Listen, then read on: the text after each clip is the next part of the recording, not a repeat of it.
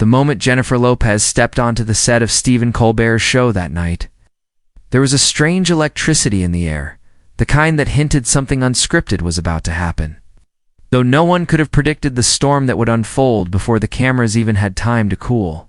And it began innocently enough, as most televised clashes do, as Colbert doing his usual wry introductions, joking lightly about JLo's latest movie, her upcoming Vegas residency, and her tireless work ethic. But when he pivoted from friendly banter to what he called the real stuff, there was a visible shift in her demeanor. Her practiced smile still held, but her eyes narrowing slightly as Colbert began to read aloud from a gossip column, quoting unnamed sources about her difficult reputation on sets and behind the scenes, couching it in humor but lacing it with insinuation, and Jennifer, not one to be easily rattled after decades in the spotlight, replied with grace at first, calling out how tired and lazy those narratives were, how they always seemed to cling to successful women of color, how she'd endured them for 20 years while delivering box office hits, chart-topping albums, and sold-out tours. But Colbert didn't back off. In fact, he leaned in, pressing further with a smile that grew thinner by the second, suggesting maybe some of those critics have a point. And that's when the temperature dropped, because Jennifer's expression hardened. Her tone shifted, and she told him point-blank that it's always convenient to question a woman's character when you can't challenge her success. That men in her industry could throw tantrums, fire assistants, and shut down productions without anyone blinking, but a woman asking for higher standards suddenly gets labeled a diva. And when Colbert tried to joke it off, saying, "Well, you are J.Lo," she cut in sharply, "And what does that mean to you?" And the silence that followed was thick enough to stretch. Because it wasn't a rhetorical question, and Colbert, visibly surprised at being called out mid-show, stammered about admiration and celebrity status, but the damage was done because she saw through it. Saw the dig behind the smirk, and the crowd's nervous laughter died down as she turned slightly in her seat, facing the audience more than him now, explaining how media hosts, especially male ones, use politeness like armor while reinforcing the very stereotypes they claim to satirize. And then, just when it looked like the conversation might settle back into normalcy, Colbert pulled a final card, referencing her past relationships in a tone dripping with innuendo, mentioning names not as context but as ammunition, and that was the breaking point. Because Jennifer didn't just sit there and take it, she stood up, calmly removed her mic, looked him directly in the eye, and said, "I don't need this platform if it's built on disrespect," and walked off the stage without another word, leaving Colbert sitting alone at his desk, the silence louder than any applause that followed.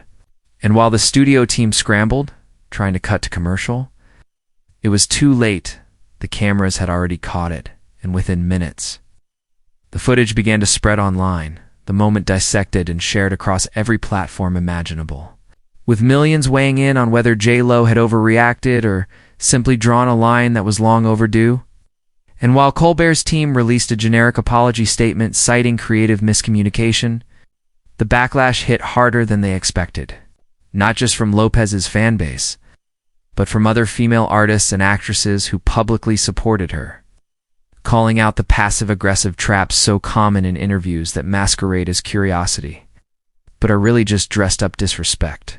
And Jennifer, meanwhile, didn't say much afterward, simply posting a quote to her social media that read, "Know your worth, then add tax," and went back to work on her next project, never mentioning Colbert again, because for her, the moment was done. But for the industry, it was just beginning, as networks scrambled to rethink how they handle guests with real agency. How much longer hosts could get away with veiled jabs before someone else decided to stand up, walk out, and reclaim the conversation in front of millions, not with a monologue, but with a simple and powerful act of refusal.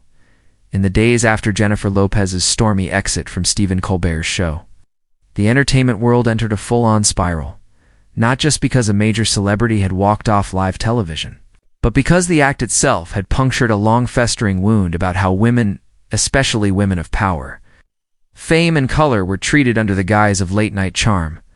And while Colbert opened his next show with a visibly stiff demeanor, addressing the walkout only in vague terms, calling it an unfortunate misunderstanding between friends. The internet was already ablaze with screenshots, slowed-down video breakdowns, side-by-side comparisons of how male guests had been treated with more grace during their lowest career moments than Jennifer had been during a high. And what made the backlash so potent was that it didn't rely on rage, was built on receipts. Actual segments from previous interviews where the same host had laughed off controversies for male actors, given softballs to disgraced producers, and treated mediocre achievements by men as heroic comebacks. And as the clips went viral, the public narrative began to shift, not just in Lopez's favor, but into a broader indictment of how media platforms often weaponize humor to discipline women who refuse to play along, especially those with strong brand control and years of hard-earned relevance. And while tabloid headlines tried to spin the event as a meltdown or diva moment, a growing number of influential voices from Ava DuVernay to Issa Rae to Reese Witherspoon spoke up online, not just applauding Jennifer's walkout, but recounting their own experiences with subtle disrespect during interviews, calling it an invisible epidemic of on-air undermining. And Lopez, ever the tactician, chose not to directly address Colbert or the interview itself, but instead filmed a raw, unscripted conversation with Oprah that streamed 3 nights later, where she described in clear terms what it meant to be endlessly dissected, packaged, and picked apart in rooms where you're expected to smile through it all for the sake of promotion. And the interview, graceful, candid, and emotionally precise, pulled back the curtain not just on that single interview, but on the cumulative fatigue of being professional while constantly being provoked. And Oprah, without ever naming Colbert, said what many were thinking: there's a difference between accountability and ambush. Too many shows blur the line, and following that moment, a ripple of reckoning swept through the talk show industry, with producers forced to audit past content, rewrite their guest protocols, and bring on new consultants to avoid repeating similar flashpoints. But the cultural impact didn't stop there, because fans, media scholars, and even students began citing the moment as a shift, labeling it the J.Lo line, a metaphor for that invisible threshold where performance ends and personhood begins. And Stephen Colbert, despite maintaining his core audience, found himself navigating unfamiliar ground, where even his loyal viewers began calling for less snark and more substance. And while Jennifer returned to her tour rehearsals and quietly resumed filming on her next drama series, her social media presence took on a sharper edge, not angry, not defensive, just unshakably grounded, posting stories about professional boundaries, resilience, and the difference between silence and peace. As her fan base grew louder with every month that passed, the industry took notice. Not only had Lopez's brand survived the walkout, it had evolved into something more bulletproof than ever.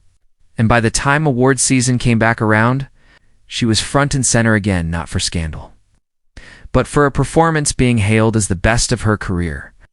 And the standing ovation she received had less to do with the film and more to do with the fact that she had shown everyone how a woman can walk out on disrespect and still walk back into greatness on her own terms. Not by burning bridges, but by refusing to shrink herself to cross them.